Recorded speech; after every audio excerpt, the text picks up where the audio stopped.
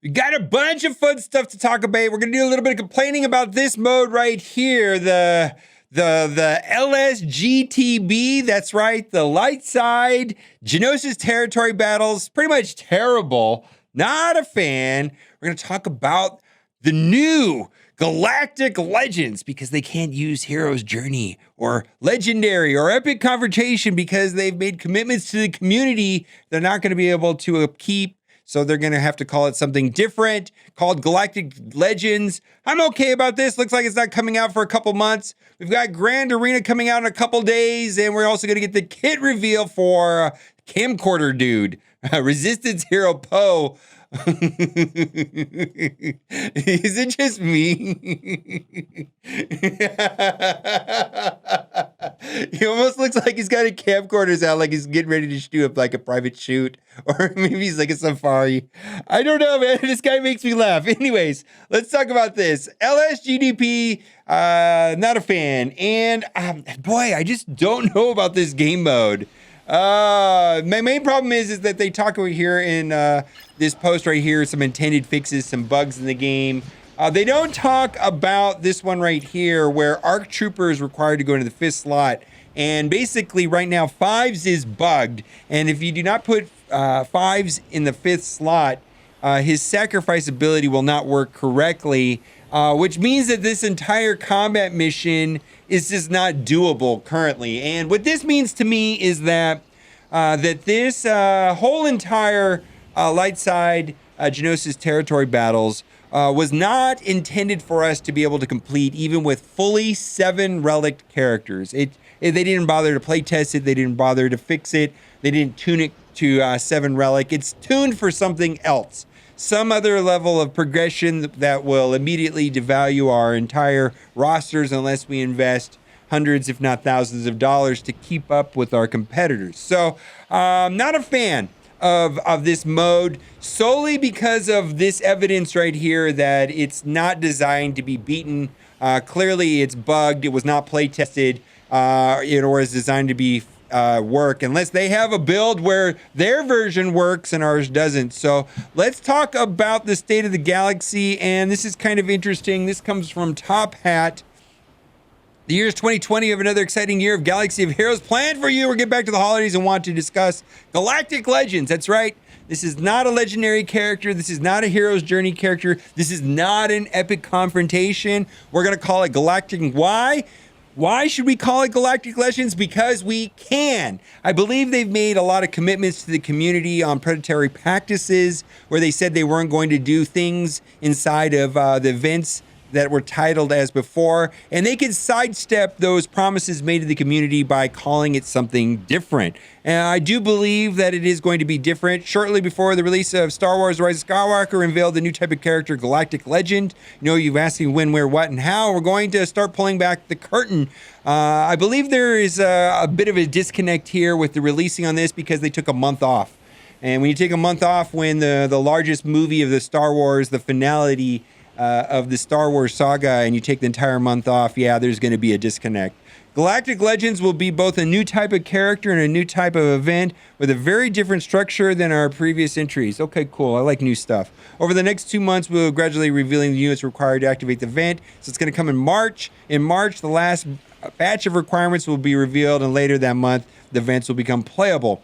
One more thing to mention is Galactic Legends will be 7-star unlock. Boy, reading that makes me so excited. I can't wait for our 7-star unlocks. I do think that is way better than the guild event tokens. Not a fan of the guild event tokens 5-star unlock for General Anakin Skywalker. Now, I just want to say, one of the things I want to say that I really like about this game is that the events, the legendary events, the epic confrontation events, whatever you want to call them, are top tier, AAA. They're truly rewarding to play. They're difficult. They're challenging. I enjoy them. They require thinking, and it's something that once you do it and you finish it, it feels very rewarding. This game has got it down. They know how to do that correctly. I'm actually excited to play this event. Being that I know that it's going to be 7 stars, this might be worth doing. I recorded this video without this information, and I was a little annoyed and I was a little salty. I'm trying not to be salty, but the game has kind of forced us to be salty. It's pretty much their own doing. But I can get into this. I think I can get into this. So we're going to see. I'd like to know more, of course, but I do like the thematics. I like the depth. I like the mechanics. I like the complexity of the characters. I like the beauty of the game as well. Upcoming releases. We continue our Star Wars Rise of Skywalker contact with the introduction of Resistance Hero Poe later this week. That would have been more interesting 3 weeks ago. Seems like the timetable of this is all off by about a month. Poe will synergize with inspired allies, introduce and debuff Vulnerable. And we're going to go over the kit here in a moment. In February, we're going to introduce 2 new capital ships from the new trilogy, the Radis and the Finalizer. Wow, we just got 2 capital ships, but we went like 2 years without any capital ships. Then we got 2 back-to-back and 2 more. We get 4. When it rains, it pours. It just seems like things are structured weird. Why couldn't this stuff have been spaced out over the last 2 years? Don't understand. Bugs. And we're going to skip over this part. Not a lot there. They're working on bugs. We're going to get Grand Arena. It was delayed. It was supposed to start a couple days ago. I believe it's supposed to start on Monday, but it'll be starting here in the next 2 days. Resistance Hero Poe. And these right here are placeholders. General Kenobi. I remember him fighting along Resistance Hero Poe in the last movie. That was very interesting. One of the highlights of the movie for sure. Oh, I'm being a goof. My goodness. So I think we're getting more characters, and I think right now really all we know is that Resistance Hero Poe and Resistance Hero Finn are going to work well together. They're also going to do some modification to Resistance Hero's Finn kit, some additions. So I'm not clear what that is. I'm sure they're going to release another post in 10 minutes. They've been releasing posts erratically today. Every couple hours seems like a post goes out. Rather than just doing them all at once, or at least linking to each other. It looks like there's some delays over there. The kit reveal, and I do like this kit, and the kit is solid, but it's his unique, and the unique on him, I think, is quite amazing. Looks like there's going to be some strong counters to Sith Empire, however, not necessarily to Malak, and we'll talk about that, but possibly it will. Unit Resistance Hero Poe light side attacker resistance. He's an offensive attacker who overpowers his enemies with debilitating effects. What's so offensive about this guy? Is it looks like he's ready to film a creepy movie? Is it his bandana? Is that he's getting ready to go on a safari? What's so offensive about this guy? You guys are putting thoughts into my mind. Why is he so offensive? I never really thought he was offensive until you told me that. Basic flinching shot. Final text. Deal special damage to target enemy if Resistance Hero Poe is inspired. The target enemy becomes vulnerable for 1 turn. And that mechanic vulnerable is new. Will be critical hit if able. But if they have crit hit immunity, that is going to override this. So crit hit immunity will take precedence over this vulnerable mechanic. This kit seems very solid.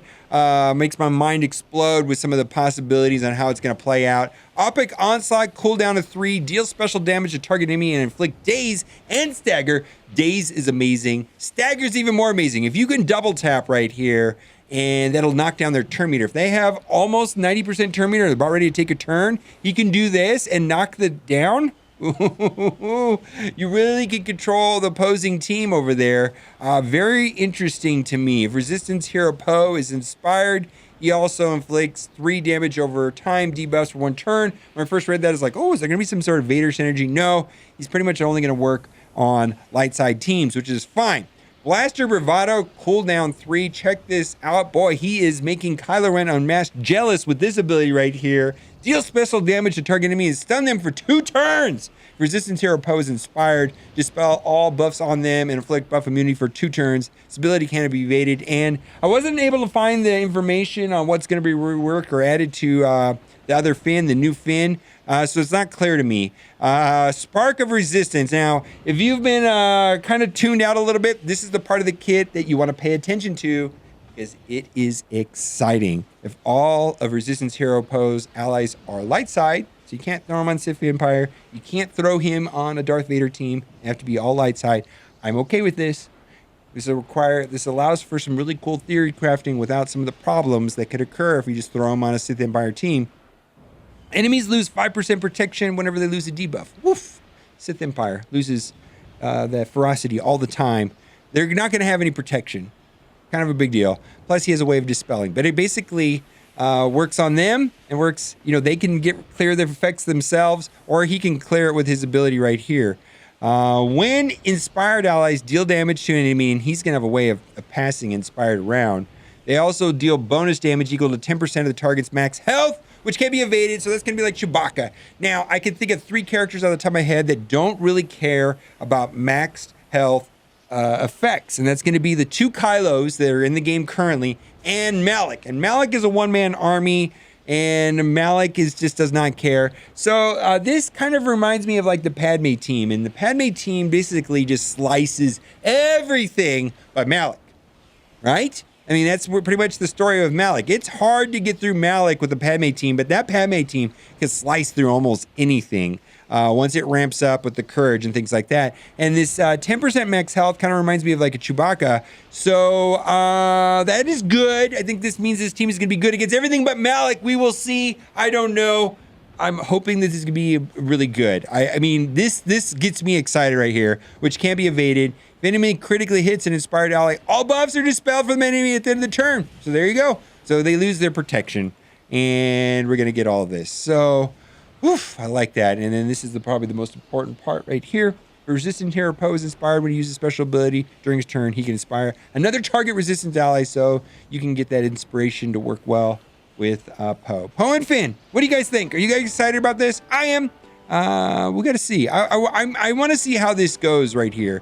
This new Galactic Legends. I really do like the legendary events, whatever they want to call them. I know they're going to call it something different. Now we've got a 4th name, but I really like this game's legendary events. It's something to be seen and something to experience. I remember the first time I played Commander Luke and the Luke's Heroes Journey. That was pretty cool. I've not been let down by these things, and I don't mind the difficulty.